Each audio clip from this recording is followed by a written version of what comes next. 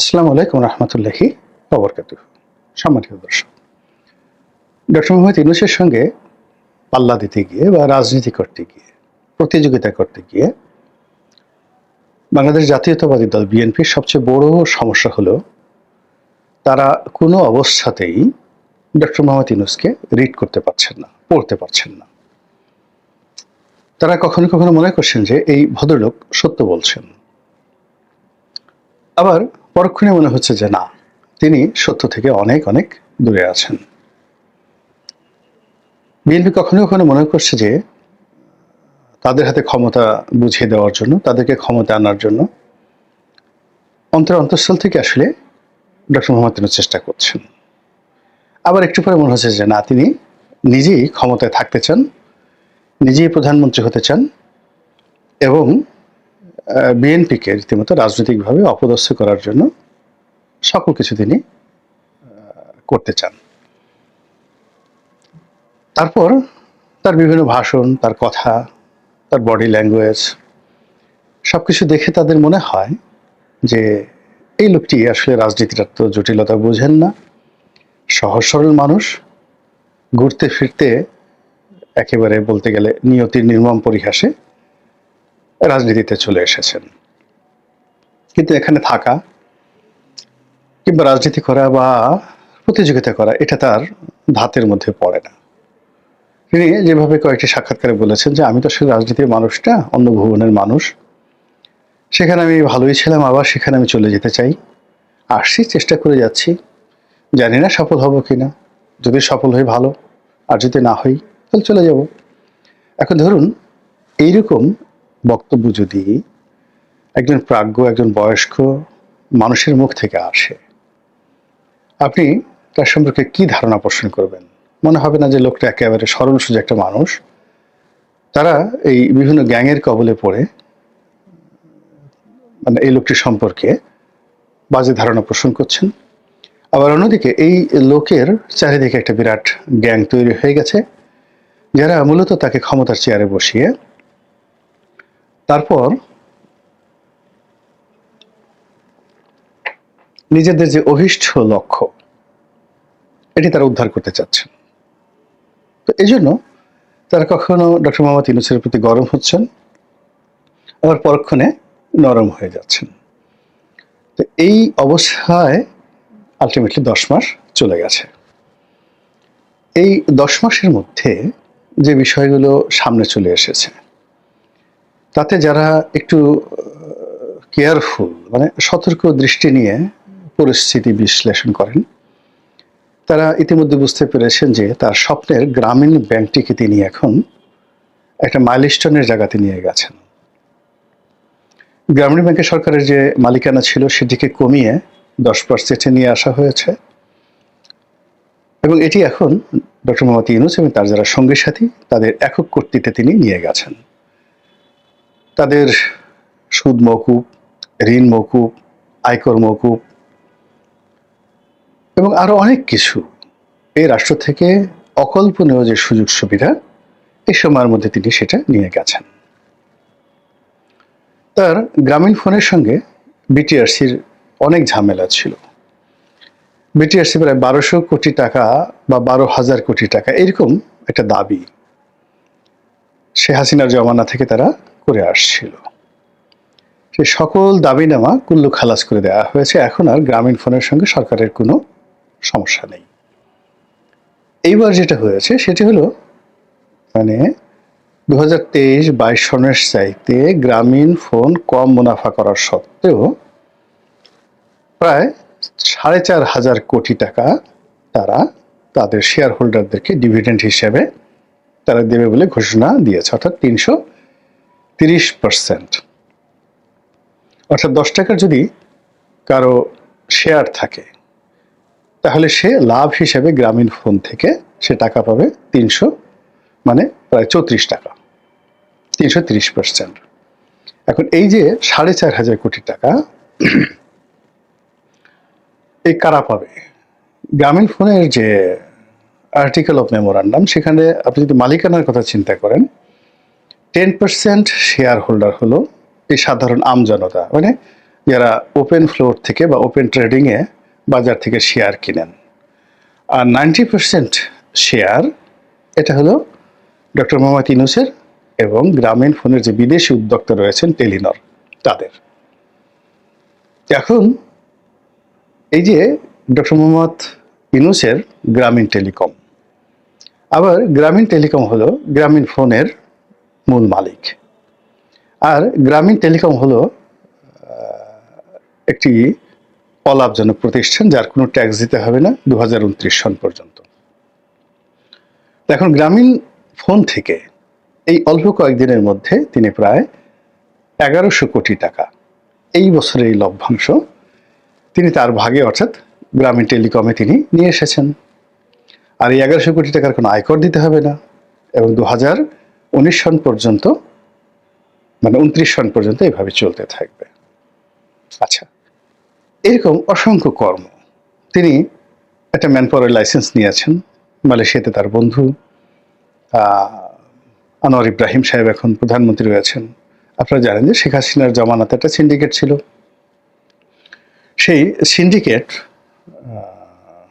1-1.5 বছরের মধ্যে মালয়েশিয়াতে লোক পাঠিয়ে প্রায় 20,000 কোটি টাকা লোপাট করেছে, মানে লাভ করেছে। নর্মাল যেখানে 2 লাখ টাকায় লোক পাঠানোর কথা বা 1 লাখ টাকায় লোক পাঠানোর কথা, তারা 5 লাখ 6 লাখ টাকা করে সিন্ডিকেশনের মাধ্যমে নিয়ে রাতারাতি আঙ্গুল ফুলে কলা গাছে 20,000 কোটি টাকা লাভ করেছে। এখন যেহেতু ডক্টর মোহাম্মদ ইউনূসের বন্ধু সেখানে আছে, তিনি যদি মালয়েশিয়াতে 2 লাখ লোক পাঠাতে পারেন, আর এক একজন লোকের মাথা পিছু যদি তিনি 3 লাখ টাকা করে লাভ করতে পারেন, তাহলে 2 লাখ লোক পাঠালে তার কত টাকা লাভ হবে। এবং এই কাজ করার জন্য তার একটা ম্যান পাওয়ার লাইসেন্স দরকার এবং সেটা তিনি নিয়েছেন। খুব আলোচনা হচ্ছে। এরপর তিনি জাপান গেলেন। জাপানের সঙ্গে আওয়ামী লীগ সরকারের এই অনেক আগের থেকে ভালো লেনদেন হচ্ছিল, কিন্তু সমস্যাটা হলো জাপানে যদি আপনার লোক পাঠাতে হয়, জাপানের ভাষাটা আপনাকে শিখে দিতে হবে। তো এই ভাষাটা খুবই কঠিন। বাংলাদেশে অনেকগুলো জাপানি ল্যাঙ্গুয়েজ লার্নিং সেন্টার আছে, কিন্তু ওখান থেকে মানে ম্যান পাওয়ার তৈরি করে বছরে 1000 লোক জাপানে পাঠাবে বিভিন্ন জায়গাতে, এরকম পরিস্থিতি নাই। কিন্তু ডক্টর মোহাম্মদ ইউনূসের যে জাদুকরী হাত, সেই জাদুকরী হাতের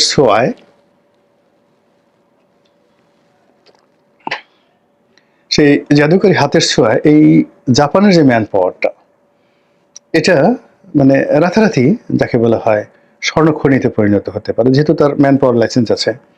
আর শোনা যাচ্ছে তিনি 1,20,000 লোক জাপানে পাঠাবেন।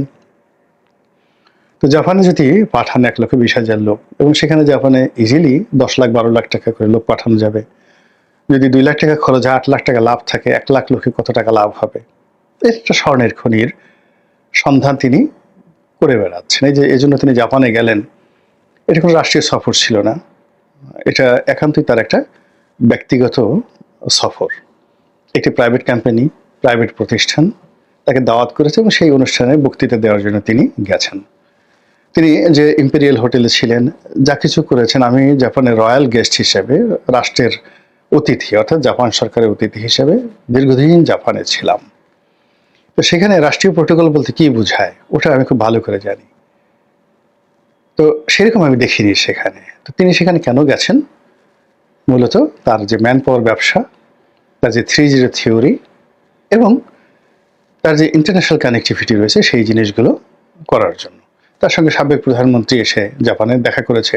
আমি যখন ছিলাম আমার সাথে অনেক মন্ত্রী, এমপি, প্রধানমন্ত্রী যারা সাবেক, সবাই এসেছে, আমাকে সংবর্ধনা দিয়েছে। আমি একজন সাধারণ সংসদ সদস্য, টোকিও শেরাটন হোটেলে। তো সেখানে অন্তত 300 ডিপ্লোম্যাট ছিলেন, সমস্ত দেশের রাষ্ট্রদূত, জাপান পার্লামেন্টের মন্ত্রী, এমপি, সিটিং মন্ত্রী, এমপি সবাই ছিলেন। তো তারা মানুষকে সম্মান করে, কিন্তু ওনার তো এই অনুষ্ঠানে এরকম কেউই ছিলেন না। তো যাই হোক, এনিওয়ে, তো উনি এই যে কাজগুলো তিনি করে যাচ্ছেন, এরকম অসংখ্য ঘটনা। যদি ডিপি ওয়ার্ল্ডকে তিনি এই পোর্টটা দিয়ে দেন, ডিপি ওয়ার্ল্ডের এজেন্ট কে হবেন বাংলাদেশে? তিনি যদি তুরস্ক থেকে ড্রোন আনেন, অস্ত্র আনেন, তাহলে সেটারও তো একটা কমিশন আছে, একটা পার্টি আছে। সরাসরি রাষ্ট্র এখানে যদি হয়ও, তবু এখানে দেয়ার আর ম্যানি থিংস, অনেক জিনিস রয়েছে এখানে। যদি আপনি রাশিয়ার যে রাষ্ট্রীয় সংস্থা গ্যাসপ্রম, তাদের সঙ্গে বাংলাদেশের সরকারের চুক্তি হয়েছে রূপপুর পারমাণবিক কেন্দ্রে। তা সেখানে শেখ হাসিনাকে জড়ানো হচ্ছে কেন? এটা তো রাষ্ট্র হয়েছে। তো সেখানে যদি ঘুষের ব্যাপার থাকে, তাহলে ডক্টর মোহাম্মদ ইউনূসের জমানাতে যে আর্মস ডিলগুলো হবে বলে শুনতে পাচ্ছি, তাড়াহুড়া করা হচ্ছে, এখানে তার যারা ম্যাজিক বয়, তারা বিশ্বের সব জায়গাতে ছুটে বেড়াচ্ছেন, বড় বড় আর্মস দেখছেন, বড় বড় ডিল করছেন, এবং সেনাবাহিনীকে যাকে বলে অ্যাভয়েড করে। তো এই সব মিলিয়ে ডক্টর মোহাম্মদ ইউনূসের যে এরা, তার যে জমানা, এটা খুব দ্রুত শেষ হবে এরকম মনে হচ্ছে না, বরং তার যে পড়ন্ত জীবনের যে শেষ প্রান্ত, এটাকে আপনি মরাগাং বলতে পারেন। একটা মানুষ ৮০ বছর ক্রস করলে তার জীবনের যে প্রান্তিক, সেটিকে মরাগাং বলা হয়। কিন্তু উনি ওনার এই বয়সে মাহাথির মোহাম্মদকেও তিনি অতিক্রম করতে যাচ্ছেন। মাহাথির মোহাম্মদ দেখেন একেবারে শেষ বয়সে, এখন তার বয়স প্রায় ১০০ বছর। তো তিনি সেই ৯০ বছর বয়সে আবার প্রধানমন্ত্রী হলেন, তারপরে আবার এমপি পদে দাঁড়ালেন, আবার পরাজিত হলেন। কিন্তু এত কিছুর পরেও তিনি কিন্তু এই ডক্টর মোহাম্মদ ইউনূসের সঙ্গে দেখা মানে এই জাপানে ওই প্রাইভেট কোম্পানিতে গিয়েছিলেন। এর কারণ হলো তিনিও প্রচন্ড অ্যাম্বিশাস। তার ছেলেকে প্রতিষ্ঠিত করতে হবে, পেট্রোলিয়াম ব্যবসা তার ছেলেকে দাঁড় করাতে হবে, নানা রকম। আমরা বাইরে থেকে তাকে অনেক বড় মনে করি, যেমন ডক্টর মোহাম্মদ ইউনূসকে দেশের বাইরে যারা লোকজন অনেক বড় মনে করে, কিন্তু মালয়েশিয়ার যারা লোকজন তারা ভালো জানেন যে সত্যিকার অর্থে মাহাথির মোহাম্মদ কি। নচেত যিনি একটি দেশকে উন্নয়নের চরম শিখরে পৌঁছে দিলেন, ২০ বছরের মতো একটি রাষ্ট্র চালালেন, তিনি একটা এমপি পদে, সংসদ সদস্য পদে কিভাবে জীবনের শেষ প্রান্তে এসে পরাজিত হলেন। তো মালয়েশিয়াতে যেমন তার অবস্থা, বাংলাদেশেও ডক্টর মোহাম্মদ ইউনূস সম্পর্কে আমরা কি চিন্তা করি আর জাপানের লোক কি চিন্তা করে, এর মধ্যে কিন্তু বিস্তর ফারাক রয়েছে। এনিওয়ে, তো যেটা বলছিলাম যে তার এই যৌবনের শেষ প্রান্তে এসে, যেটাকে আমি মরাগাং বলছি, সেখানে তার এই কর্মকাণ্ড, তিনি যা কিছু করছেন, এটা দেখে মনে হচ্ছে যে এই গাঙে নতুন করে জোয়ার এসেছে।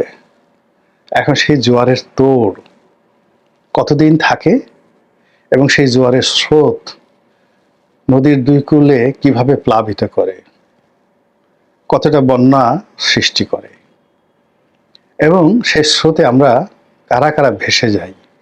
বিশেষ করে বিএনপির মতো রাজনৈতিক দল যারা ডক্টর মোহাম্মদ ইউনূসকে চ্যালেঞ্জ জানাচ্ছেন, তারা এই যে তার মরা গাঙে জোয়ারের যে প্লাবন, এই প্লাবন দেখে রীতিমতো অস্থির হয়ে পড়েছেন আতঙ্কে।